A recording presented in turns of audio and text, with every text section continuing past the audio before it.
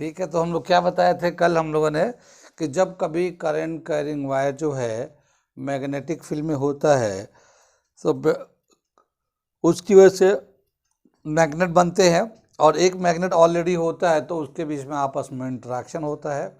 उस इंटरेक्शन की वजह से एक फोर्स लगता है। फोर्स का फॉर्मूला हम लोगों ने यूज़ किया था।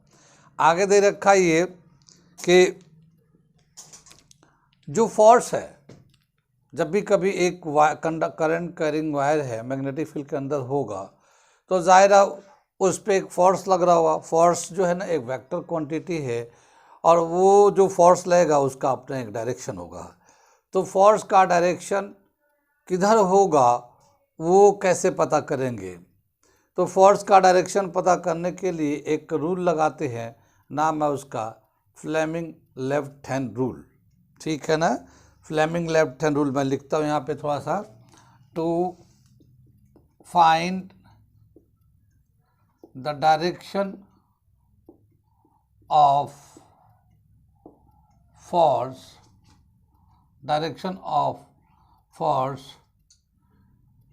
when a current carrying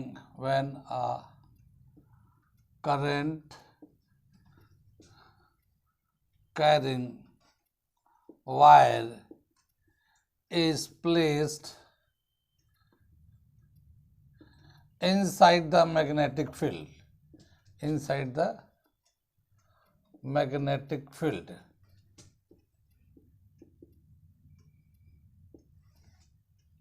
is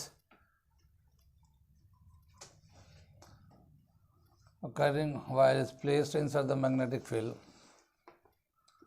Fleming left hand rule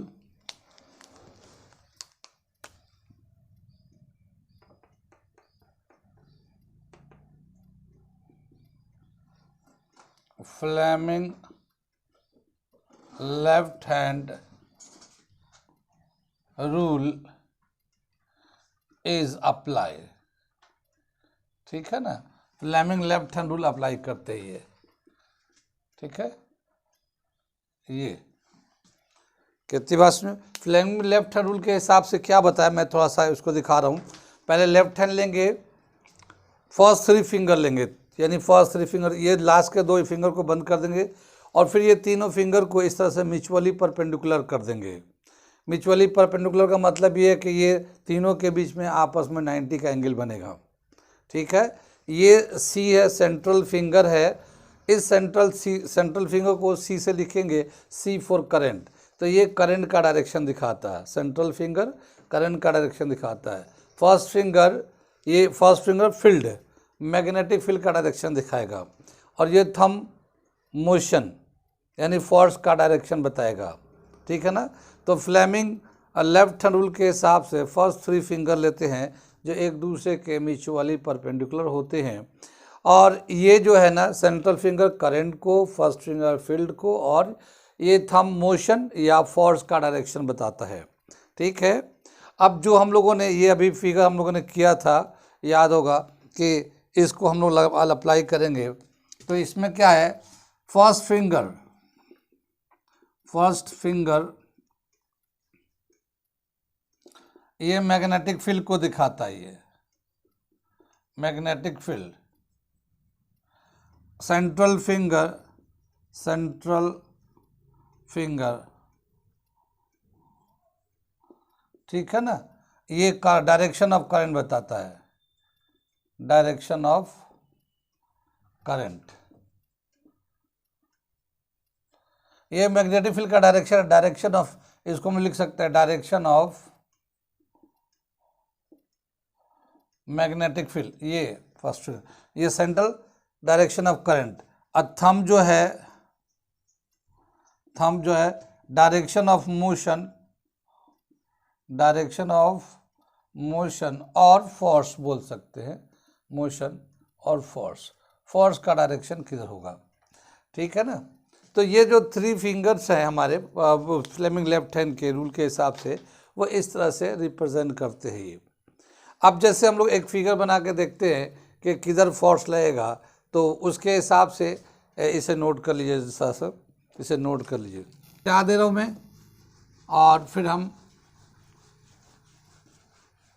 याद होगा कल हम लोग बता रहे थे कि जो मैग्नेटिक लाइन ऑफ फोर्स होता है, अगर हम लोग आउटवर्ड दिखाना होता तो डॉट से दिखाते हैं और इनवर्ड दिखाना होता तो क्रॉस से दिखाते हैं। ठीक है ना, इनवर्ड दिखाना हो तो क्रॉस से दिखाएंगे। तो ये जो है हम लोग ये दिखा रहे हैं क्रॉस, क्या मतलब हुआ ये, ठीक है, ये हमारा इनवर्ड मैग्नेटिक फील्ड है, डायरेक्शन ऑफ मैग्नेटिक फील्ड, ये इनवर्ड दिखा दिया हम लोगों ने, ये इनवर्ड हो गया हमारा डायरेक्शन ऑफ मैग्नेटिक फील्ड। अब एक वायर है जिसमें करंट चल रहा है, अगर करंट को अगर हम लोग दिखाना चाहते हैं तो हम लोग इनवर्ड करंट को हम लोग इस तरह से दिखा दे रहे हैं, इनवर्ड करंट को। ठीक, ये हम ऐसे दिखा रहे हैं, बल्कि यहाँ से ना दिखा के हम लोग इसको दूसरी जगह से दिखा रहे हैं, इनवर्ड ऐसे, ये इनवर्ड। क्या मतलब हुआ, जैसे हम ये देखते हैं, दिख रहा है, दूर के बच्चों को दिख रहा है, ये फर्स्ट फिंगर फील्ड है, मैग्नेटिक फील्ड, हमने फील्ड को इधर कर दिया और ये जो करंट है ये ऊपर की तरफ कर दिया ऐसे। ठीक है, मान लो करंट को इधर की तरफ कर दिया, तो फील्ड जो है मैग्नेटिक फील्ड इनवर्ड है और ये करंट का डायरेक्शन अपवर्ड है, ये जो वायर है ऊपर की तरफ जा रहा है, तो फोर्स हमें लेफ्ट में लगेगा ये। ठीक है ना, फोर्स लेफ्ट में लगेगा। और अगर हम लोग करंट का डायरेक्शन बदल दें, इसको ऐसे कर लेते हैं ऐसे, तो फील्ड तो उधर ही है, करंट का डायरेक्शन नीचे हो गया। तो अगर हम लोग इसको हम लोग डायरेक्शन के हिसाब से लेते हैं, ये देखिए हम लोग ऐसे कर लेते हैं इस तरह से, ये ईस्ट है, ये वेस्ट है, ये नॉर्थ है, ये साउथ है, और एक डायरेक्शन हम लोग इधर दिखा रहे हैं ऐसे, जो मैग्नेटिक फील्ड बी का डायरेक्शन है ये। कुछ बात समझ में आ रही है? ठीक, जैसे मैं खड़ा हूँ तो ये राइट हमारा नॉर्थ हो जाएगा, लेफ्ट साउथ हो जाएगा, नीचे ईस्ट है, ये वेस्ट है। लेकिन मेरे सामने, ये बिल्कुल मेरे सामने और बैक वाला डायरेक्शन बच गया, तो सामने वाले डायरेक्शन को हम लोग इनवर्ड ले लेंगे और पीछे वाला डायरेक्शन को आउटवर्ड ले लेंगे। हमने जो मैग्नेटिक फील्ड लगाया ये क्रॉस इनवर्ड है, तो क्रॉस का मतलब इनवर्ड है, तो ये इनवर्ड, ये वाला जो मैग्नेटिक फील्ड दिखा रहा हूँ मैं, ये मेरे सामने है ऐसे, तो ये मेरे सामने मैग्नेटिक फील्ड जा रहा है, और मान लो करंट हमने वेस्ट के डायरेक्शन में रख रखा है ऐसे। ठीक है ना, तो करंट का डायरेक्शन क्या है, वेस्ट, मैग्नेटिक फील्ड का डायरेक्शन इनवर्ड है, तो फोर्स का डायरेक्शन क्या होगा, साउथवर्ड डायरेक्शन में। बात समझ रही है, साउथवर्ड डायरेक्शन में, इस तरह से करंट का डायरेक्शन वेस्ट, फोर्स का direction south, magnetic field inward है। अभी मैग्नेटिक फील्ड इनवर्ड रखते हैं लेकिन करंट का डायरेक्शन बदल लेते हैं, तो ऐसे हम लोगों ने मैग्नेटिक फील्ड तो वही है, करंट का डायरेक्शन बदल ईस्टवर्ड कर दिया, वेस्ट था पहले, अब हम लोग ईस्ट कर दिया, तो अब फोर्स का डायरेक्शन हो जाएगा नॉर्थ। ठीक है, तो कभी भी जहाँ पे मैग्नेटिक फील्ड और करंट कैरिंग वायर दोनों ही हो, तो अगर डायरेक्शन निकालना चाहते हैं फोर्स का, तो हम लोग फ्लेमिंग लेफ्ट हैंड रूल लगाकर उसका डायरेक्शन निकाल सकते हैं। ठीक है ना, कितनी बात सुन में आगे दे रखा है, एक छोटा सा क्वेश्चन दे रखा है एनसीईआरटी के बीच में, वो हम क्वेश्चन कराते हैं। ठीक है, इसे मिटाते हम लोग, इसी टॉपिक पे है तो उसे देख लेते हैं।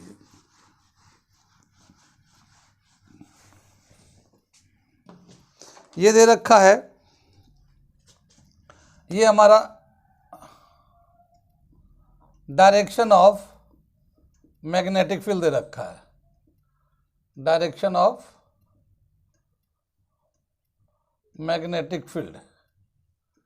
ठीक, और ये जो डायरेक्शन दे रखा हमारा motion of electron, direction of motion of electrons, कितनी बात सुन में, तो दो चीज़ हो गई, एक मैग्नेटिक फील्ड है, ये इलेक्ट्रॉन चल रहा है, इलेक्ट्रॉन भी एक तरह का चार्ज, फुल ऑफ चार्ज होता, करंट बना लेगा, और उस करंट की वजह से मैग्नेटिक फील्ड बनेगा, तो जो फोर्स लगेगा किस डायरेक्शन में लगेगा, फोर्स का डायरेक्शन किधर होगा उसका हमें डायरेक्शन बताना है। ठीक है ना, इसमें दे रखा toward the north, left, right, outward, into the page, out of the page, into. ठीक है ना, तो ये दे रखा, तो इसका चॉइस दे रखा है to the left, to the right पहले में बी में दे रखा है, to the left, left C में दे रखा है, out of the page, and D में दे रखा है इनटू द पेज। ठीक है ना। अब ये बताना है, अगर हम लोग इस कंसेप्ट को लगाते ही, इंट्रेंस में कई दफ़ा पूछ चुका है 11th के इंट्रेंस में, बहुत ही कॉमन सवाल, लेकिन इसमें बहुत ही ट्रिकी सवाल है। आप बताओ, आप लोग बताओ, कुछ बताएंगे आप लोग? आउट ऑफ द पेज को ये वाला सी लगा दूं, ठीक है ना। तो ये लोग कह रहे हैं आउट ऑफ द पेज, ठीक है ना, ये गलत आंसर है। ठीक, कितनी बात सुन में? तो जो लोग दूर वाले देख रहे हैं ये भी समझ ले, आप लोग भी ट्राई कर लो जो दूर के देख रहे हैं, होशियारपुर के, क्योंकि मेरा चैनल तो सब्सक्राइब करते नहीं, अपने आप को होशियार समझते हैं। ठीक है ना। और जब देखोगे कंपटीशन में जब पे क्वेश्चन आएगा तो फ्लेमिंग लेफ्ट हैंड लगा भी लोगे और ऐसे ही गलत करके से आंसर आओगे और खुश हो जाओगे। ठीक है ना। अब हम इसके एक ट्रिक बताता हूँ, क्योंकि इसका आंसर डी है, इसका आंसर डी है, और ये डी क्यों है वो बता रहे हैं।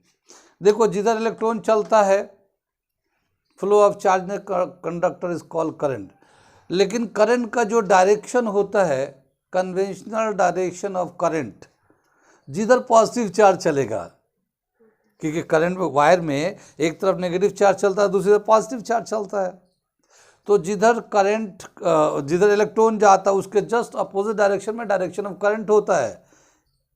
बात समझ में आ रही है? तो इसका डायरेक्शन ऑफ करंट, ये तो direction of motion of electrons लिखा हुआ है, तो करंट का डायरेक्शन क्या होगा? ऊपर की तरफ, करंट के डायरेक्शन ऊपर की तरफ होगा। तो फर्स्ट फिंगर फील्ड हमने इधर कर दिया, ये फील्ड, और ये कर दिया ऊपर करंट का डायरेक्शन, ये फील्ड हो गया, करंट का डायरेक्शन। तो ये किधर जा रहा है? थंब इनटू द पेज, इस सामने अगर मान लो पेज है ये, इनटू द पेज, तो आंसर है इसका डी। कितनी बात समझ में आई? अच्छा लगा होगा शर्मिंदा होकर, ठीक है ना, गलत आंसर बता के। अभी जैसे ये सवाल किया था हम लोगों ने, तो गलत जवाब हो गया आप लोगों का, तो खुश हुआ मैं, इसलिए कि आप गलत करोगे तभी तो मुझसे पढ़ोगे, ठीक है ना, या मेरे चैनल को सब्सक्राइब करोगे। दूर वाले बच्चे समझ में आ रहा। इसी तरह से एक क्वेश्चन और दे रखा है, हम लोग वो क्वेश्चन लिख रहा हूँ मैं, फिर आप देखिए। ठीक है, ये एक क्वेश्चन दे रखा है उसी कंसेप्ट पे। क्या दे रखा? An alpha particle projected toward west, alpha particle को वेस्ट की तरफ जा रहा है, is deflected toward the north by magnetic field, magnetic field की वजह से वो नॉर्थ की तरफ डिफ्लेक्ट हो रहा है। The direction of magnetic field is, magnetic field का डायरेक्शन क्या होगा? Toward the south, toward the east, downward, upward. अब देख लो, इसमें आप लोग ट्राई करना, लेकिन मैं ये बता रहा हूँ, मैंने ये एक साइन बताया था, ये ईस्ट है, ये वेस्ट है, ये नॉर्थ है, ये साउथ है, ये अल्फा पार्टिकल है। अल्फा पार्टिकल जो है ना वेस्ट की तरफ जा रहा है। अल्फा पार्टिकल किस साइन का होता है? पॉजिटिव होता है, नेगेटिव होता है? पॉजिटिव होता है। अल्फा पार्टिकल जो ना हीलियम 2 पॉजिटिव को बोलते हैं। हालांकि क्वेश्चन में पॉजिटिव चार्ज लिख रखा है, लेकिन मैंने उसे नहीं लिखा, इसलिए कि जो रीडर है वो जब रीड करेंगे तो उन्हें पता तो हो कि अल्फा पार्टिकल किस चार्ज का होता है। ज़ाहिर आप पॉजिटिव चार्ज है तो ये करंट का डायरेक्शन हो गया, ठीक है ना। करंट का डायरेक्शन सेंट्रल फिगर करंट होता है, हमने ऊपर की तरफ कर लिया ये, ठीक है। और ये जो डिफ्लेक्ट होके फोर्स जो लग रहा है जिसकी वजह से ये अल्फा पार्टिकल इधर की तरफ जा रहा है, नॉर्थ की तरफ, तो ये जो मैग्नेटिक फील्ड का डायरेक्शन होगा आउटवर्ड होगा, आउटवर्ड या अपवर्ड बोल सकते हैं, क्योंकि इधर जो है, जो जैसे ये वेस्ट है, ये नीचे ईस्ट है, ये नॉर्थ है, ये साउथ है, तो ये आउटवर्ड हो सकता है, अपवर्ड हो सकता है, ठीक है ना। तो ये हम लोग, इसका आंसर होगा अपवर्ड। वैसे आउटवर्ड होता यानी टूवर्ड द ऑब्जर्वर होता, ठीक है ना, टूवर्ड द ऑब्जर्वर तो वो भी सही होता, लेकिन यहाँ पे हम लोग अपवर्ड कर दे रहे हैं, आंसर करेक्ट, ठीक है। कितनी बात सुन में। आगे चलते हैं, क्या दे रखा है। अभी हम लोगों ने फ्लेमिंग लेफ्ट हैंड रूल से डायरेक्शन पता करने के लिए सीखा है। और हमने उसमें ये भी बताया था, कल एक बात बताना चाह रहे थे पिछले क्लास में, कि जो बेल बजते हैं वो कैसे बजते हैं, ठीक है ना। तो बेल का भी एक टॉपिक था, तो बेल बजते बजते छुट्टी हो गई थी, ठीक है ना, बेल बज गया था तो छुट्टी हो गई थी, तो वो हम बताएंगे अभी। लेकिन उससे पहले क्या बताते हैं कि ह्यूमन बॉडी का, हम जैसे हम लोग आदमी हैं, हम लोग तो आदमी है ना, क्या पता यार, समझ में नहीं आ रहा, ठीक है ना। कभी टूटते हैं, कभी जुड़ते हैं, कभी हंसते हैं, कभी रोते हैं, पता नहीं क्या है, ठीक है ना, क्यों जाए ना, पता नहीं क्या है, ठीक है। देखो हमेशा एक जैसा मौसम नहीं होते, कभी अच्छे भी दिन आते हैं, कभी बुरे भी दिन आते हैं, कभी ना चाह के भी गम आ जाते हैं, मेहमान बन जाते हैं, पर आना भी ज़रूरी होता है। जब गम आते हैं, परेशानी आती है, कभी कभी कोई नुकसान होता है, या कभी नाम नहीं आता, तो फिर उस बात का एहसास हमें दिलाता है। हमें एहसास तो दिलाता ही है, लेकिन हम तो एक दो दिन में, एक दो घंटे में भूल जाएंगे, लेकिन हमारे आने जाने वाले रिश्तेदार जो है ना, उस बात को एहसास ज़बरदस्ती दिलाते हैं कि आपका नाम नहीं आया या आप सिलेक्ट नहीं हुए। वो आते रहेंगे, फिर पूछते रहेंगे क्या हुआ तुम्हारा, नाम नहीं आया, अरे तुम्हारा। तो इस तरह से वो हमें दुख, जो ज़ख्म हमारे चाहते हैं कि जल्दी से भर जाए, पर वो खुरद खुरद के हमारे ज़ख्मों को हरा करते रहते हैं। पर ये ज़रूरी भी होता है, इस बात को एहसास दिलाता है कि हम अगर कोई काम कर रहे हैं तो हम उस काम को सिंसियरली करें, क्योंकि उसमें कामयाबी भी ज़रूरी होता है, ठीक है ना। ये ज़रूरी नहीं कि हम हर बार कामयाब हो जाएं, फेल भी होते हैं, लेकिन फेल होना ही हमें कामयाब होने के लिए इंटेंसिटी पैदा करता है, एक जज्बात पैदा करता है कि नहीं इस बार तो मैं कुछ करूँगा, ठीक है। वरना हर बार आदमी ठीक ठाक चल रहा होता तो उसके जो फीलिंग होता है वो कम हो जाता है किसी चीज़ को पाने और करने के लिए, ठीक है। तो जब हारते हैं, लोग कमेंट पास करते हैं, तो फिर हमारे जुनून को वो उभारते हैं, उनका एहसान होता है हम पे कि वो हमें जो नमक डाल के हमारे ज़ख्मों को हरा करते हैं और हमें करने पे मजबूर करते हैं कि हम कुछ करके दिखाएंगे, ठीक है ना। तो ये जो है ये, हाँ, जैसे हम लोग बता रहे थे कि हमारे बॉडी के अंदर जो है ना बहुत सारे सिस्टम काम करते हैं, उसमें एक सिस्टम है नर्वस सिस्टम। नर्वस सिस्टम के बारे में जानते हैं, क्या होता है, कैसे काम करता है, बायोलॉजी तो लिखा ही रखा ही होगा। नर्वस सिस्टम बताते हैं क्या कि नर्व का हमारे पूरे बॉडी में हर एक सेल तक उसका अप्रोच है, नर्वस सिस्टम का, नर्व का पूरे बॉडी के अंदर उसका नेटवर्क फैला हुआ है। जो लेकिन जो पल्स हम लोग कहीं पे भी कुछ चुभता है तो फ़ौरन ब्रेन को पता चलता है, तो वो जो पल्स है उसकी जो स्पीड है लाइट की स्पीड से चलता है वो, ठीक है ना, लाइट की स्पीड से, यानी कि कहीं पे भी चुभेगा फ़ौरन ब्रेन को पता चलेगा। और एक्शन और रिएक्शन इतना शॉर्ट टाइम में हो जाता है कि हम रीड भी नहीं कर पाते, हम रीड भी नहीं कर पाते। और कोई पत्थर मारा, अबे देख के पत्थर मारे नहीं, तो एक्शन रिएक्शन इतना फास्ट होता है कि हम उसका महसूस भी नहीं कर पाते, रीड भी नहीं कर पाते। तो ये जो पूरा प्रोसेस होता है हमारे बॉडी के अंदर, एक नर्वस सिस्टम के अंदर में आता है। और वो जो नर्वस सिस्टम बताते हैं कि एक न्यूरॉन होता, नर्वस सिस्टम का बेसिक यूनिट होता न्यूरॉन। तो नर्व के सेल का न्यूरॉन जो होता है ना, बताते हैं कि उसके ऊपर, अंदर और बाहर सोडियम एंड पोटेशियम आयंस का डिफ्यूजन प्रोसेस होता रहता, sodium ions, potassium ion, sodium and potassium ions का डिफ्यूजन प्रोसेस होते रहता है। और वही एक नर्व, यानी कि एक कंडक्टिविटी बना, जैसे करंट होता है ना आयंस की वजह से, ऐसे ही सोडियम एंड पोटेशियम का एक पल्स होता है। और उसी पल्स के रेस्पेक्ट में कोई भी जो भी हमारा स्टिमुलस बायोलॉजी में वर्ड यूज़ करते हैं, स्टिमुलस में जैसे पिन का चुभना एक स्टिमुलस हो गया, तो वो पिन चुभता है तो फ़ौरन हमारा वो आयंस के थ्रू, हमारे करंट के थ्रू वो ब्रेन में हमारा या स्पाइनल कॉर्ड में मैसेज आता है, एक्शन होता है, फिर उसका हम लोग रिएक्शन करते हैं। कितनी बात समझ में आई। तो वो जो हमारा सोडियम एंड पोटेशियम है वो आयंस है, उस आयंस का मूवमेंट रहता है, उस आयंस के मूवमेंट की वजह से मैग्नेटिक फील्ड बनता है। कितनी बात समझ में आई, मैग्नेटिक फील्ड बनता है। और सबसे ज़्यादा मैग्नेटिक फील्ड हमारे बॉडी में जो बनता है वो दो ऐसे, पूरे बॉडी में बनता है, लेकिन जो सबसे ज़्यादा मैग्नेटिक फील्ड होता है, स्ट्रेंथ ऑफ मैग्नेटिक फील्ड, वो ब्रेन में एंड हार्ट में सबसे ज़्यादा होता है, सबसे ज़्यादा ब्रेन में, उसके बाद हार्ट में। तो जो सबसे ज़्यादा मैग्नेटिक फील्ड होता है ब्रेन एंड हार्ट में, बाकी पूरे बॉडी में भी होता है। एक दे रखा है 1 बिलियंथ ऑफ अर्थ मैग्नेटिक, जो हमारे बॉडी में जो मैग्नेटिक फील्ड बनता है उस आइंस के मूवमेंट की वजह से 1 बिलियंथ, 1 बिलियन का मतलब क्या होता है, billions of earth magnetic field. जितना अर्थ का मैग्नेटिक फील्ड है, अर्थ भी मैग्नेट है, अभी मैं बाकी बताऊंगा, अर्थ भी मैग्नेट है, लेकिन जितना अर्थ का मैग्नेटिक फील्ड है उसका 1 बिलियंथ है। बिलियन जानते हैं, जैसे बोलते हैं 1/10, 1/10, 1/10 का मतलब 1/10, ठीक है ना। 100th बोलेंगे तो 1/100, तो ऐसे ही बोला कि 1/बिलियंथ, बिलियंथ जितना होता है 1/1 बिलियन, जीरो जितना आएगा। लेकिन वो अर्थ का जितना है उसका उतना पार्ट लेंगे, वो हमारे बॉडी में है और हमें पता भी नहीं चल रहा है कि इतना स्ट्रॉन्ग मैग्नेटिक फील्ड हमारे बॉडी में चल रहा है।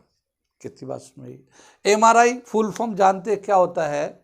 MRI जो कराते हैं ना, हम लोग बोलते हैं कि अरे MRI कराना है, ये प्रॉब्लम आ रहा है, डॉक्टर ने कहा MRI करा लो, ठीक है ना, तो फिर से ही पता चलेगा। MRI क्या होता, फुल फॉर्म MRI, इसका फुल फॉर्म है magnetic resonance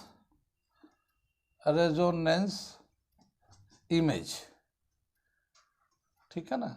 magnetic resonance image क्या मतलब हुआ कि हमारे जितने भी इम्पॉर्टेंट ऑर्गन हैं वहाँ पे नर्वस सिस्टम कनेक्ट है, और जो नॉर्मल बॉडी है, हमारा हेल्दी बॉडी है, तो उस वक्त जो मैग्नेटिक यानी आइंस का फ्लो है और उसके जो मैग्नेटिक फील्ड है उसका एक, अब चूँकि डिवाइस आजकल तो बहुत अच्छे आ गए, सोफिस्टिकेटेड, साइंटिफिक और बहुत ही हाईली रिजोल्यूशन वाले कंप्यूटर्स आ गए, डिवाइस आ गए, तो उससे क्या होता है हमारे बॉडी के हर एक पार्ट का हेल्दी बॉडी का मैग्नेटिक रेजोनेंस इमेज बनाया गया। यानी कैसा मैग्नेट होता है, उसका लाइन किधर से किधर जाता है, कितने रेज होते हैं, क्या उसका पैटर्न होता है, उसका इमेज बनाया जाता है हेल्दी बॉडी का। और उसी हेल्दी बॉडी के इमेज को जो लोग डॉक्टर बनते हैं उनको पढ़ाया जाता है कि अगर हेल्दी बॉडी हो तो ये होगा, इस तरह का पैटर्न आएगा, और अगर कोई डिफेक्ट आ रहा होगा तो उसमें किधर डिफेक्ट होगा, इधर डिफेक्ट होगा, कितना डिफेक्ट होगा, उससे कोई बीमारी का पता चलेगा, ठीक है ना। तो इस तरह से पूरे बॉडी का इम्पॉर्टेंट ऑर्गन जितने भी है, जैसे ब्रेन है, हार्ट है, लंग्स है, इन सब बॉडी का, या इवन मसल्स का, पूरे मसल्स का एक हेल्दी बॉडी के एक पैटर्न वाइज उसका इमेज निकाला जाता है, और उसी इमेज को स्टडी किया जाता है, और डॉक्टर जो बनते हैं वो लोग पढ़ते हैं, उसको जानते हैं। अगर आपको मान लो बोलते कि हमारे यहाँ गर्दन में दर्द हो रहा है या यहाँ से दर्द होता है, गर्दन झुकाते ही, तो फिर उसका MRI कराया जाता है। फिर वो MRI होगा तो आपका जो जिस वजह से भी प्रॉब्लम हो रहा होगा वो प्रॉब्लम की वजह से उसका मैग्नेटिक जो पैटर्न होगा वो चेंज हो गया होगा। तो वो पैटर्न चेंज होने की वजह से किधर चेंज हो रहा, उससे पता चलेगा कि आपका एग्जैक्टली प्रॉब्लम स्पाइनल कॉर्ड में आ रहा है या मसल्स में आ रहा है या कहाँ आ रहा है, किस वजह से आ रहा है, ट्विस्ट की वजह से आ रहा है, तो वो चीज़ उसमें समझ में आता मैग्नेटिक रेजोनेंस के। तो ये बहुत सारे जो बीमारियाँ होती हैं जो आसानी से समझ में नहीं आते, आजकल MRI करा के उसको करा के और उसे फिर डॉक्टर जो रीड करके बताते कि ये प्रॉब्लम क्यों आ रहा है, कहाँ से आ रहा है, और फिर उसी हिसाब से जो मेडिसिन होते हैं उसका ट्रीटमेंट चलाते हैं। तो ये हमारा एक टॉपिक मतलब एक टर्म है MRI, मैग्नेटिक रेजोनेंस इमेज। इसी जगह से हम लोग देखते हैं कि मैग्नेटिक फील्ड का। आगे चलते हैं हम लोग, आगे दे रखा है, समझ में आया ना, सबसे ज़्यादा मैग्नेटिक फील्ड कहाँ होता है? ब्रेन एंड हार्ट में। अभी तो बताया था मैंने, सबसे ज़्यादा the maximum magnetic field, the strength of magnetic field inside the body is maximum in heart and brain, maximum in heart and brain, ठीक है ना, ठीक। आगे चलते हम लोग, ये पॉइंट भी 1 बिलियन का भी याद रखिएगा, तो ठीक है। आगे चले हम लोग, तो आगे दे रखा जैसे वो हम लोग बता रहे थे कि वो डिवाइस जो है ना, बेल जो है, कैसे बजता है। तो हम लोग कैसे दिखाएंगे, बता दें। जैसे पहले जैसे हम लोग एक घंटी, हम लोग साइकिल की घंटी देखा आपने, साइकिल चलाते हैं तो उस पर ऐसे ऐसे करके दबाते हैं हम लोग, तो एक उसमें कवर टाइप का होता है। जब इसको ऐसे ऐसे साइकिल घंटी बता रहा हूँ मैं, ऐसे ऐसे जब दबाएंगे तो आगे टन टन टन टन टन टन लगता है, तो सामने लोगों को पता चलता है। अब तो ये भी अजूबा हुआ, साइकिल खाली वो पार्टी का सिंबल रह गया है, और सिंबल ही रह गया। अब साइकिल देखने को कम मिलता है, और बेल तो बिल्कुल ही नहीं दिखता साइकिलों में। बेल, साइकिल कुछ तो दिख ही जा रहे हैं, मगर अब तो बेल वाला साइकिल का ख़त्म ही हो गया कि बजा के लोगों को बताएंगे कि मैं साइकिल मेरी आ रही है, हट जाइए भाई साहब, ठीक है ना। तो बेल, लेकिन बोला गया कि ऐसा हमारा जो है एक मेटालिक कवर्ड है, इसके अंदर जो है एक, जैसे मान लो ये हमारा एक मेटालिक बॉडी है, मेटालिक बॉडी है, ठीक है ना, और इसके अंदर एक मैग्नेट रख दिया, मैग्नेट का एक डायरेक्शन कर दिया, ठीक है ना, एक मैग्नेट है और इसका ये डायरेक्शन दे दिया। जैसे मान लो हमारा एक मैग्नेट ऐसे रख दिया, मैग्नेट उसमें रखा हुआ है, जो बेल बजाते हैं तो मैग्नेट रखा, उसका मैग्नेटिक लाइन ऑफ फोर्स ऐसे है, ठीक। एक यहाँ पे हम लोगों ने पतले से रॉड टाइप की इसमें कनेक्ट कर दिया है, फ्री है, ये फ्री है। इसके नीचे से हम लोगों ने वायर से करंट दे दिया इसके अंदर, ठीक है ना, नीचे जो स्विच होता है उस स्विच से एक करंट दे रखा है। ये वायर इसमें मेटालिक रॉड टाइप की है, छोटी सी रॉड है, लेकिन इसको कनेक्ट कर दिया करंट से। जैसे वहाँ स्विच ऑन करेंगे इसमें करंट आ जाएगा, जब ये करंट आएगा तो इसका मैग्नेटिक फील्ड बनेगा। ये सर्किट कंप्लीट है, करंट होगा तो मैग्नेटिक फील्ड बनेगा, मैग्नेटिक फील्ड बनेगा तो एक मैग्नेट इसके ऊपर लगा रखा है हमने, बाहर से ऐसे मैग्नेट लगा रखा है, और वो मैग्नेट ये मैग्नेट दोनों एक दूसरे को इन्फ्लुएंस करेंगे तो वो डिफ्लेक्ट करेगा। तो जब वो इधर या आगे जिधर भी होगा उसको सेटिंग करते हैं। तो जैसे मान लो लेफ्ट गया तो इधर जाएगा, तो वो जो कवर्ड है मेटेलिक बॉडी उस पर जाकर टकरा जाएगा, लेफ्ट में जाएगा तो इधर टकरा जाएगा, लेकिन वो वाइब्रेट करता है, क्योंकि हमने बताया था ना फोर्स लगता है। और हमारे घरों में जो करंट आते हैं ना, वो AC करंट आते हैं, ऑल्टरनेट करंट, उसका डायरेक्शन बदलता रहता है। 1 सेकेंड में कितनी बार बदल जाता है? 50 टाइम्स, क्योंकि 50 हमारे जो घरों में जो करंट आते हैं ऑल्टरनेट करंट होता है, और उसकी फ्रीक्वेंसी होता है 50 हर्ट्स, 50 हर्ट्स होता है ना। 50 हर्ट्स का मतलब 1 सेकंड में 50 दफ़ा ऑसिलेट करता है, और 50 में 50 दफ़ा पॉजिटिव होगा और 50 दफ़ा नेगेटिव होगा, ठीक है ना। क्योंकि एक ऑसिलेशन को अगर हम लोग दिखाते हैं हम लोग, तो ये एक ऑसिलेशन हो गया, तो ये वाला एक पार्ट पॉजिटिव हो जाएगा तो एक पार्ट नेगेटिव आएगा। ऐसी 100 ऑसिलेशन होगा और 50 ऑसिलेशन होगा तो 50 टाइम पॉजिटिव आएगा, 50 टाइम नेगेटिव आएगा, तो वो खट खट खट खट खट ऐसे ऐसे घूमने लगेगा और फिर वो बजता रहेगा, ठीक है ना। अब तो कोई एक म्यूज़िक लगा देते हैं, तो जैसे एक बार आगे टच कर दिया और वो म्यूज़िक बजना शुरू हो गया।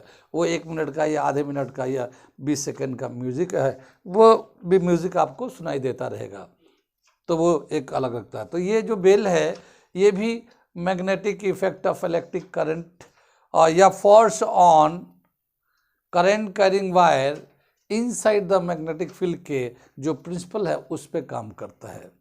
कितनी बात सुन रही? आगे चले, आगे दे रखा है मोटर। मोटर को समझाता हूँ, उसके बाद देखते हैं मोटर क्या होता है। मोटर जानते हैं क्या होता है वैसे, कुछ idea?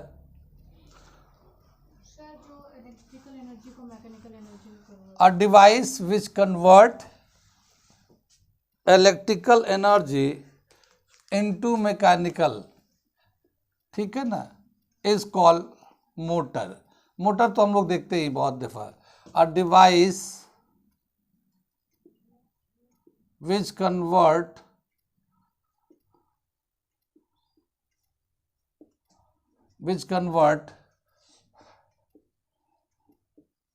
electrical energy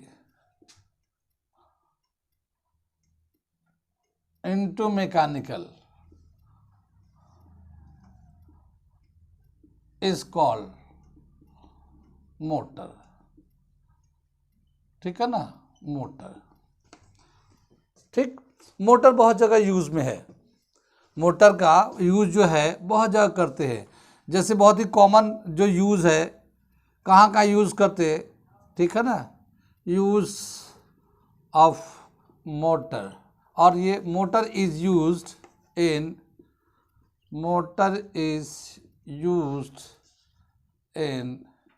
fan refrigerator, ठीक है ना, कंप्यूटर, ठीक है, वाटर पंप जो है ना, वाटर पंप जो होता है हमारा पानी जो चढ़ाते हैं वो भी पंप में, तो वो पंप, ठीक है ना, पैन, रेफ्रिजरेटर, कंप्यूटर, पंप है, ठीक है ना, डेस्क है, बहुत सारे डेस्क पे भी यूज़ करते हैं, या फिर इसे छोड़ दो, डेस्क का तो एक अलग प्रिंसिपल है वो हम बता देंगे, ठीक है ना। और भी कई जगह है, जितने भी इलेक्ट्रॉनिक डिवाइसेस है, जितने भी इलेक्ट्रॉनिक डिवाइसेस हैं उन सब में मोटर का यूज़ आता है, ठीक है ना। अब मोटर जो है एक एक्चुअली करता कैसे है, काम कैसे करता है, प्रिंसिपल कैसा है, वो हम करके दिखाते हैं, डायग्राम बनाकर, पूरा लिखेंगे नहीं लेकिन डायग्राम बना के हम समझा देते हैं। थोड़ा सा ये हम थोड़ा अपर क्लास का करा रहे हैं, 10th क्लास वाले बच्चों को, इसलिए कि उनका फाउंडेशन बनेगा, आगे की आसानी हो जाएगी कंपटीशन की तैयारी के लिए। तो हम लोग डायग्राम बनाते हैं मोटर का, और देखिए किस तरह से ये कंसेप्ट को अप्लाई किया गया है। ये मैं मिटा दे रहा हूँ, क्या दे रखा है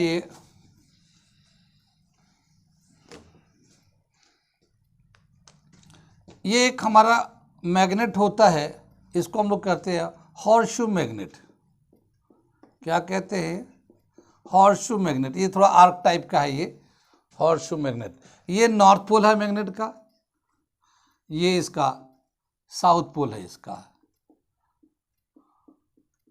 ठीक है ना, साउथ पोल है। Magnetic line of force north से निकलता है, साउथ में इंटर करता है, तो यहाँ से ये मैग्नेटिक लाइन ऑफ फोर्स ऐसे निकल के इसमें जा रहा होगा। अभी बना नहीं रहा हूँ इसलिए कि बनाऊंगा तो फिर वो काफ़ी वो शेड आने लगेगा, तो इसलिए मैं सिर्फ बता दिया हाथ को ऐसे घुमा घुमा के, ठीक है ना, क्योंकि आजकल मोबाइल पे भी उंगली ऐसे टच करते हैं तो सब खुल जाता है, बंद करते हैं तो बंद हो जाता है, तो ऐसे ही मैंने इस पर ऐसे ऐसे कर दिया, वो सब बन गया। समझ में आ रहा नहीं ये, ठीक है ना।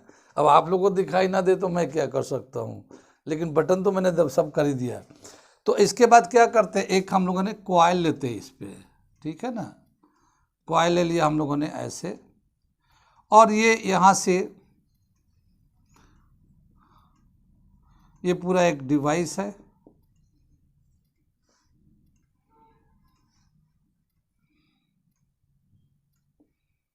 ठीक है ना। यहाँ की भी ले लेते हैं हम लोग, की ले लिया।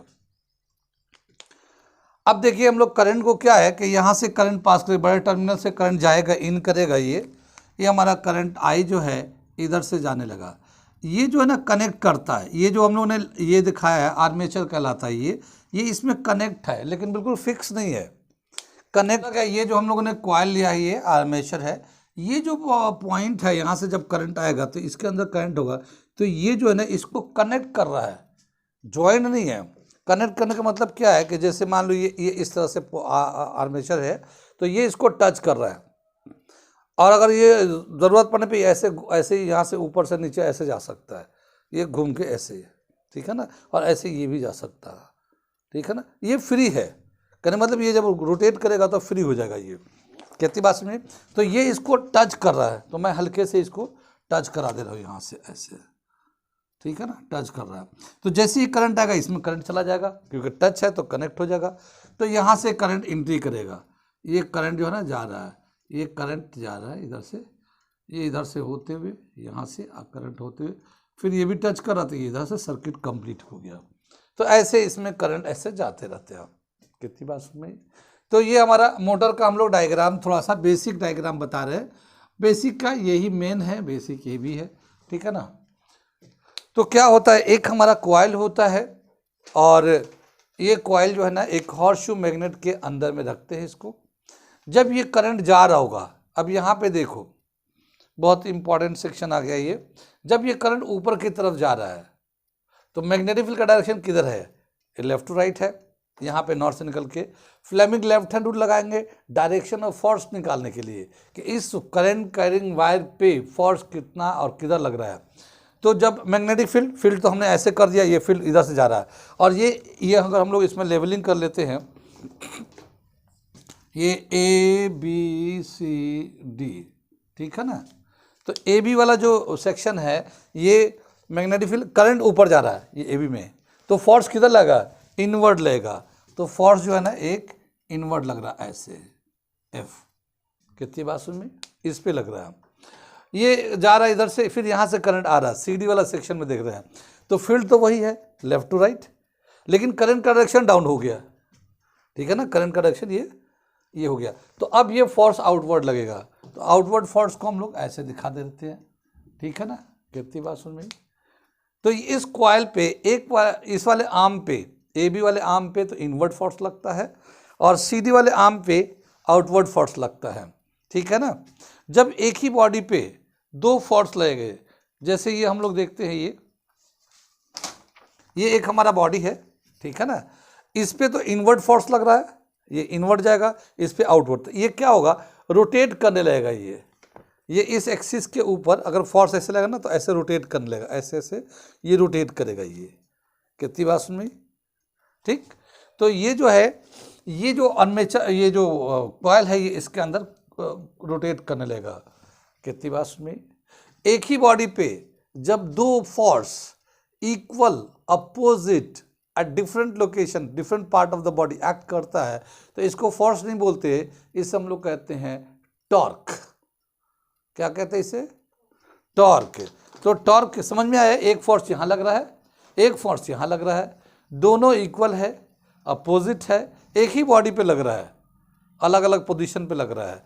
तो और इसकी वजह से ये बॉडी रोटेट अपने एक्सिस पे घूमने लगा। इस एक्सिस, ये एक एक्सिस है हमारा, इस एक्सिस पे ये घूमेगा ऐसे ऐसे, ठीक है ना, ये हमारा ऐसे घूमेगा, ऐसे घूमेगा, ठीक है ना, ये घूमना शुरू कर देगा इस तरह, ये ऐसे ऐसे रोटेट करना शुरू करेगा। तो इसे हम लोग कहते हैं टॉर्क। टॉर्क सबसे पहला वर्ड हम लोग यूज कर रहे हैं इसके लिए, टॉर्क। नोटेशन है टॉ, टॉ, टॉ है शायद, कुछ इस तरह से स्पेलिंग है, टॉ, ठीक है ना। क्या बोला कि when two equal and opposite forces acting on the same body but at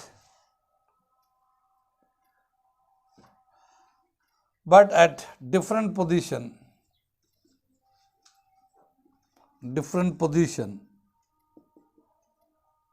then it is known as, torque, ठीक है ना। Due to torque, when torque is applied on the body, when torque is applied on the body, ठीक है ना, it start to rotate, on its axis। ये move नहीं करता, motion में नहीं आता, पोजीशन चेंज नहीं करता है, ये अपने एक्सिस पे रोटेट करने लगता है। जैसे ये हमारा फैन है, तो फैन क्या होता है, फैन अपने एक्सिस पे रोटेट करता है, मूव नहीं करता, एक जगह से मूव नहीं करता, ठीक है ना, रोटेटरी मोशन है ये, ठीक है ना। तो ये हमारा जो है इसको रोटेट करने लगता है, ठीक है। अगर हम लोग यहाँ पे फोर्स निकालना चाहे, ये देख लीजिए सर, यहाँ पे ये वाला BC वाला सेक्शन में, तो BC वाले में क्या होगा, देखो magnetic field north to south ये हो गया, और BC वाला का जो करंट जाने का डायरेक्शन है मैग्नेटिक फील्ड का डायरेक्शन है, तो दोनों का डायरेक्शन सेम हो गया। तो इधर फील्ड भी BC वाला सेक्शन बता रहे हैं, BC वाले में ये मैग्नेटिक फील्ड था और करंट का डायरेक्शन भी सेम हो गया, तो एंगल कितना, 0 को, और हम लोग फोर्स कैसे निकालते हैं, force equal to BIL sine theta, sine 0 degree आ जाएगा तो 0, यानी इस वाले पे फोर्स 0 लगेगा, कुछ बात सुने, BC पे फोर्स 0 लेगा। या फिर DA पे, अगर जैसे ये आके ऐसे दिखा रहा है, अगर DA का तो उल्टा हो गया एंटी पैरेलल, यानी फील्ड उधर है और डायरेक्शन ऑफ करंट इधर है, तो 180 का एंगल बन जाएगा। 180 का एंगल होगा साइन 180 0, ठीक है ना। तो इस वाले पार्ट पे भी 0 फोर्स लगेगा। तो ये जो पार्ट है BC एंड AD, इस पे फोर्स 0 लगता है। AB एंड CD पे फोर्स लगता है, इक्वल लगता है, अपोजिट लगता है, जिसकी वजह से ये रोटेट करना शुरू कर देता है। और ये जो आर्मेचर है कुछ इस तरह से है, ये देख लो, यहाँ पे ये आर्मेचर बना लेना, लिख लेना, ये देख लो, ठीक है, ठीक है ना। तो ये इस तरह से यहाँ पे ये जो है ना, ये बिल्कुल बहुत करीब होता है, बल्कि हम ये यहाँ पे बहुत करीब होता है, यानी ये ऐसे छूटते ही यहाँ से जैसे छूटेगा वो यहाँ आके कनेक्ट हो जाएगा, और यहाँ से नीचे से जैसे छूटेगा यहाँ कनेक्ट हो जाएगा, और ये ऐसे घूमते रहता है ये, ठीक है ना। तो कनेक्टिविटी मेंटेन रखता है ये वाला सेक्शन, यानी जैसे ऐसा नहीं करंट ख़त्म हो गया, कनेक्टिविटी मेंटेन रखने के लिए ये यूज़ होता रहता है।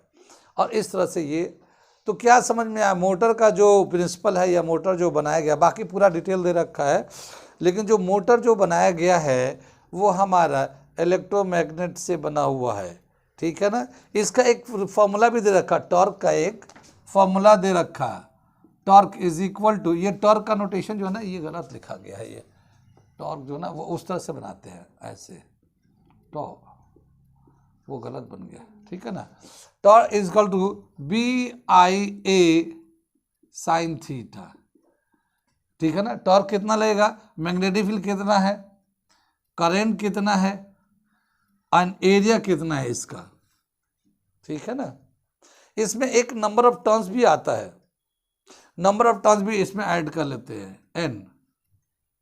क्या मतलब हुआ, ये जो कॉइल है ये देख लीजिए, ये जो कॉइल है कितने इस तरह से कॉइल है, इस पे कितने ऐसे कॉइलिंग की गई है, ठीक है ना, कितने कॉइलिंग की गई है ये इससे।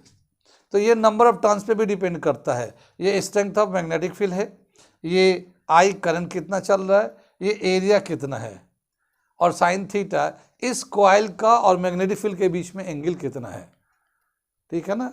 तो ये एक फॉर्मूले से आप समझ सकते हैं कि जो टॉर्क लगता है किन किन चीज़ों पे डिपेंड करता है, ठीक है ना।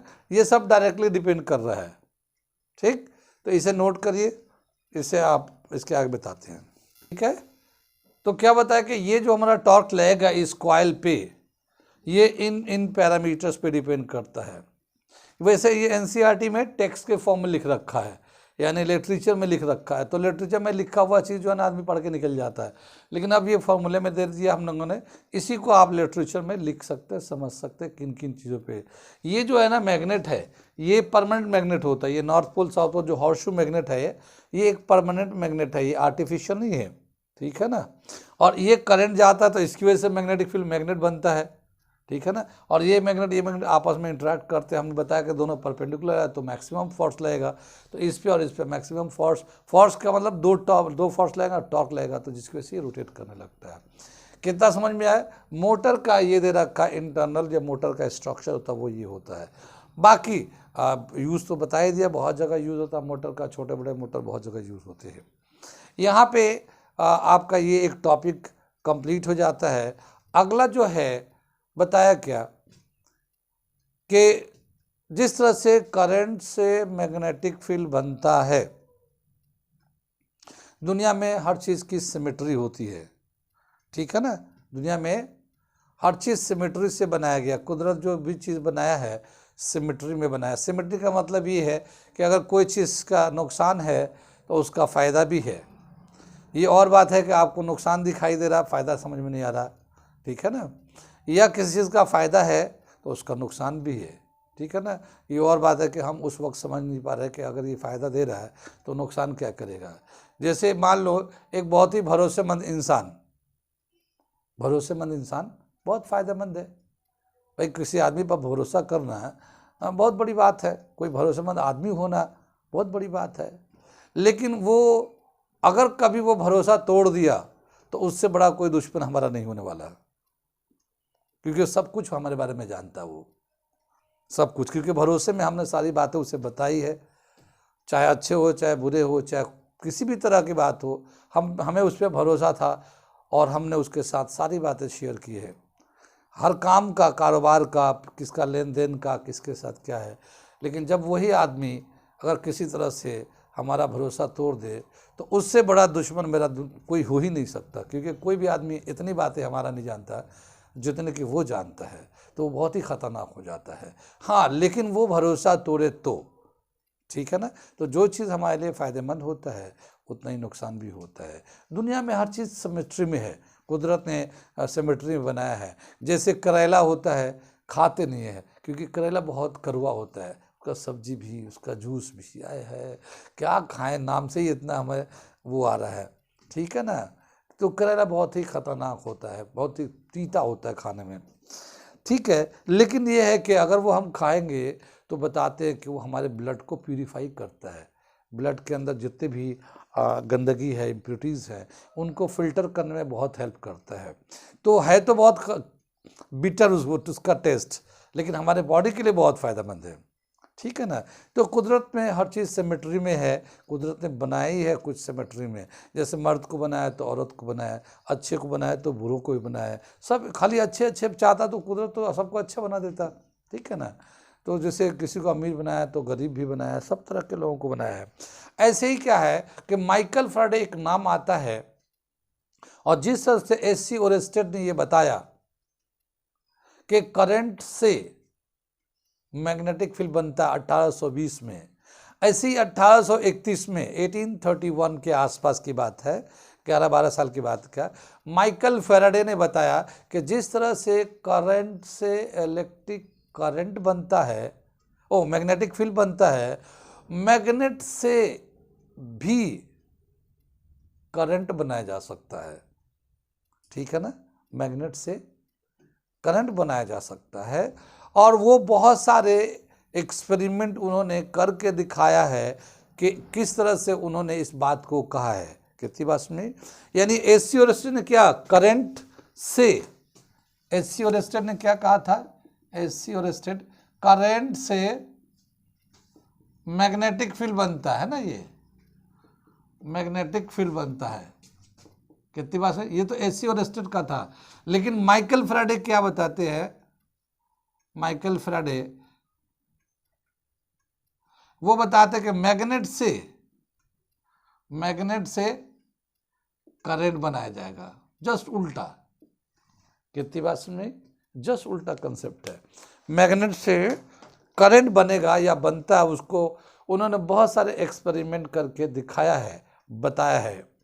और इसका नाम रखा है, इसका टॉपिक का नाम रखा है electromagnetic induction, electromagnetic induction, EMI, ठीक है ना, EMI का दूसरा जो फुल फॉर्म होता है पता है, एवरी मंथ इंस्टॉलमेंट।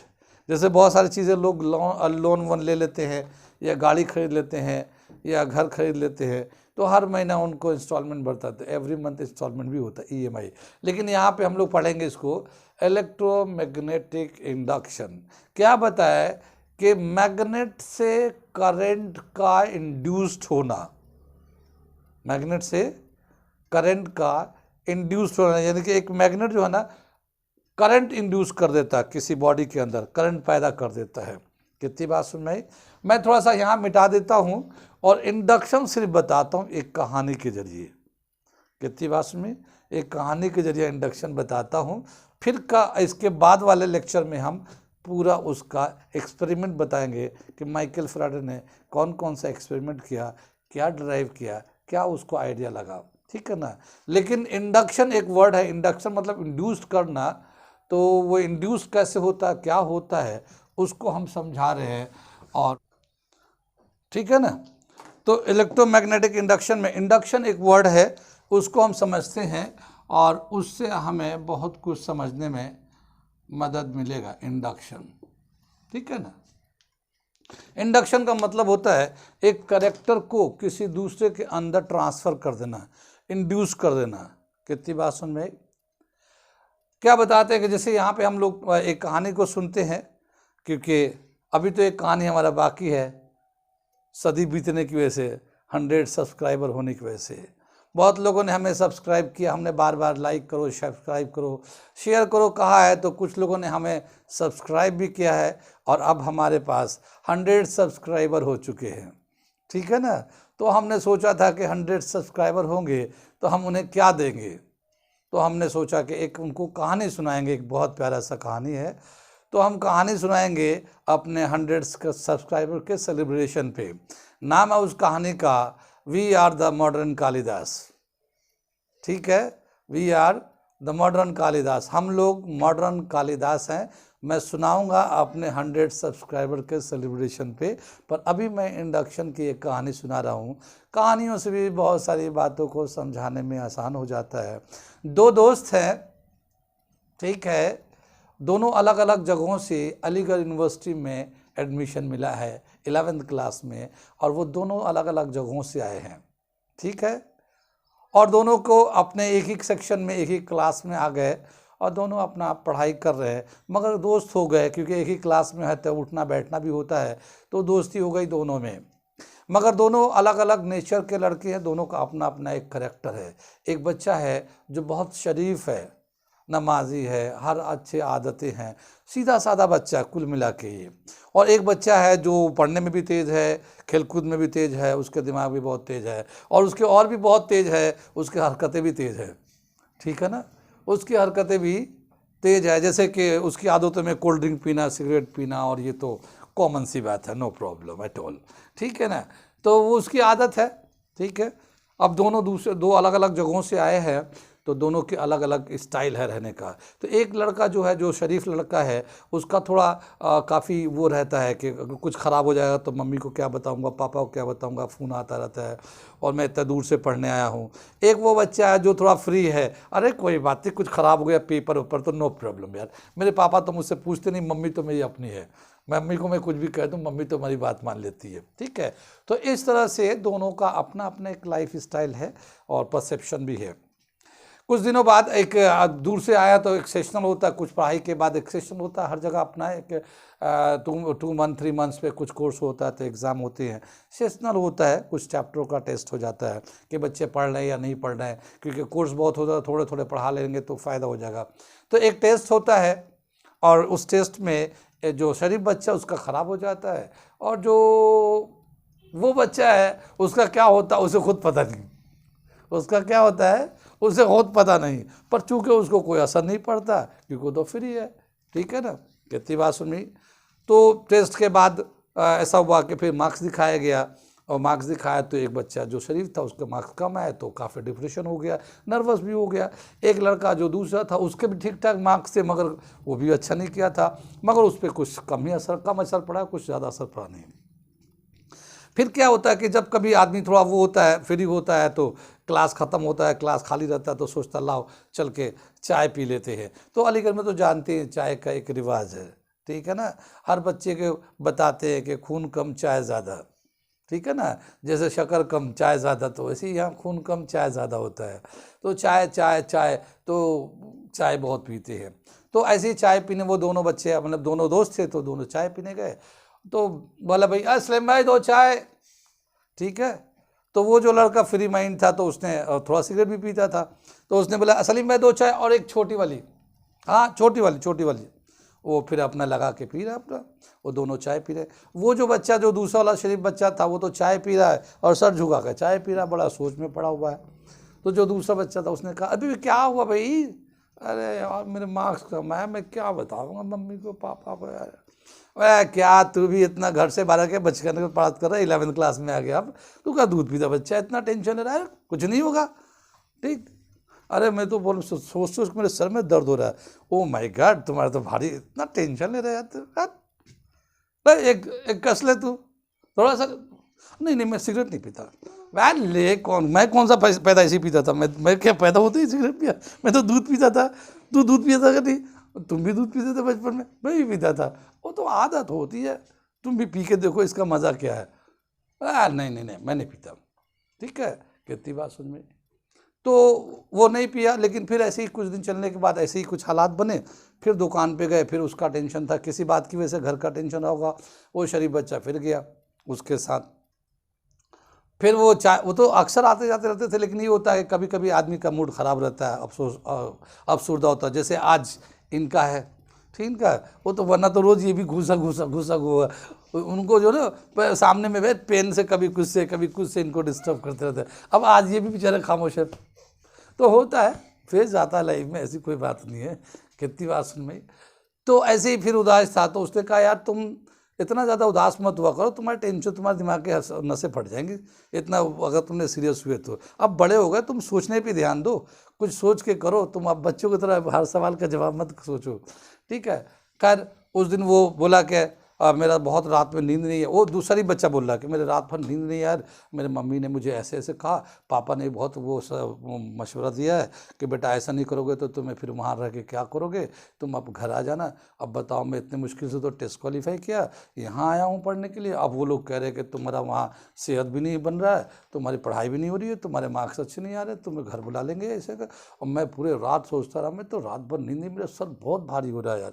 तो बोला अच्छा तुम्हारा सर भारी हो रहा है, तो ये थोड़ा सा ले लो, तुम ये लास्ट वाला बस ले लो, देखो तुम ज़बरदस्ती, मैं ज़बरदस्ती थोड़ी को, तुम अगर नहीं तुम्हारा सर का दर्द ठीक हुआ तो कल से मैं सिगरेट पीना बंद कर दूंगा, तो पक्का बोले प्रॉमिस देख लो, अगर मेरा सर का दर्द नहीं गया तो तुम कल से छोड़ दोगे, कल से मैं छोड़ दूंगा, तुम्हारे सर का दर्द नहीं गया तो। अब वो सोचा यही अच्छा बहाना इसके सिगरेट छुड़ाने का, तो उसने कस लगा ली।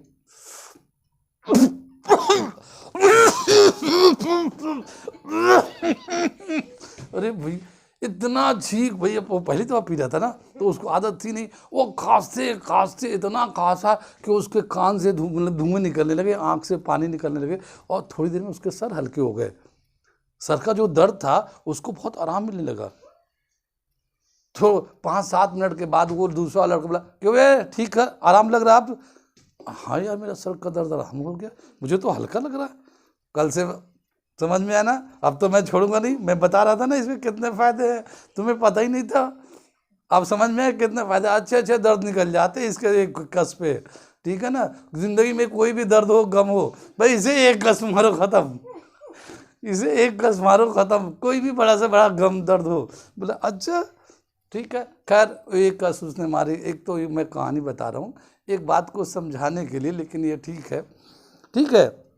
उसके बाद से जब भी कभी जाता था तो वो जो शरीफ लड़का था थोड़ा सा सिगरेट उससे मांग के पीने लगा, पहले तो वो ज़बरदस्ती देता तो नहीं पीता था, फिर वो जैसे वो चाय पी के चाय ख़त्म होने लगा, सिगरेट ख़त्म होने लगा, तो बोला ओए सर थोड़ा सा, हाँ तुम्हें भी थोड़ा सा आज चल थोड़ा सा दे दिया, ठीक है। कितनी बात सुन में, तो थोड़ा सा फिर दे दिया। ऐसे ही कुछ दिन के बाद फिर ऐसे रोज़ ही जाते हैं, लेकिन एक दिन फिर गए तो वो दूसरा लड़का जो बहुत तेज वो था, वो बोला कि आज मैं नहीं जाऊंगा दुकान पे। बोला क्यों? बोला अरे मेरे पास पैसे नहीं, आज यार पैसे आए नहीं घर से, मैं पापा को बोला था, तो पापा ने पूछने लगे कि भाई तुम इतने पैसे तो अभी भेजे थे, तुमने कहाँ खर्च कर दिए? और वो हिसाब मांग रहे यार, मेरा बाप ऐसे हिसाब मांगते रहे तो बहुत यार, ठीक है ना, मेरे पैसे ख़त्म हो गए, मम्मी को मैंने कहा है, तो मम्मी बोली अच्छा मैं भेजती हूँ, ठीक है ना, तो अभी पैसे तो आज है नहीं, तो मैं जाऊँगा तो दूंगा कैसे? तो बोले अच्छा चलो कोई बात नहीं, मैं तो हूँ ना, हाँ मैं तो दूंगा चाय का, कोई बात नहीं। और हाँ ये बात भी सही है यार, कभी तुम कभी हम, ये बात भी सही है। फिर दोनों चले गए, दोनों गए जो, तो बोले अब वो आज वो बच्चा कह रहा है, क्या कह रहा है, अरे सलीम भाई 2 चाय और 2 छोटी वाली। तो वो दूसरा वाला भाई दो किसके लिए, छोटी वाली 2 किसके लिए, एक तो अरे तो एक आप ही ना, एक मैं लूँगा। ओ नो, एक पूरा नहीं यार, अच्छा लगता लेकिन पीकर आज अच्छा। तो क्या हुआ कि आज वो जो नया लड़का जो शरीफ लड़का था, आज वो चाय का पैसा भी दे रहा है, और वो 2 छोटे जो भी सिगरेट है वो ले रहा, उसका भी पेमेंट दे रहा वो, यानी वो कैरेक्टर जो उसमें था वो कैरेक्टर उसमें चला गया, ठीक है ना। तो इसको बोलते इंडक्शन, इसको बोलते इसे बोलते इंडक्शन, एक कैरेक्टर को दूसरे के बॉडी में या दूसरे को ट्रांसफ़र कर देना है, इसे बोलते हैं इंडक्शन। कितनी बात समझ में आई? तो इसी तरह से क्या बताते हैं कि इलेक्ट्रोमैग्नेटिक इंडक्शन, इसी तरह से बताएंगे हम कि किस तरह से मैग्नेट से करंट इंड्यूस्ड होता है, ठीक है। सुन के तो ऐसा लग रहा होगा सिगरेट की कहानी सुना रहे, लेकिन देखो कितना कंसेप्ट है वो, ठीक है ना। ओके, मज़ा आया होगा। अगर मज़ा आ रहा है तो हमारे ऐसी कहानी हंसी का सुनने और समझने के लिए मेरे चैनल को लाइक करिए, सब्सक्राइब करिए, जो जी में आए वो करिए, ठीक है ना। आज नहीं तो कल तो मैं बहुत याद आऊँगा, आज नहीं तो कल मैं बहुत याद आऊँगा। छोटी बड़ी ऐसी कहानी बहुत अलग अलग सुनाऊँगा। और आप ज़रूर सुनिएगा मेरा वो कि we are the modern Kalidas, अगर मैं वो कहानी अपलोड करूँगा तो ज़रूर देखना। कुछ देखो या मत देखो, वो ज़रूर देखना। अगर देखने के बाद बताना कि मैं क्या पढ़ाता हूँ और क्या सिखाता हूँ। Okay, thank you.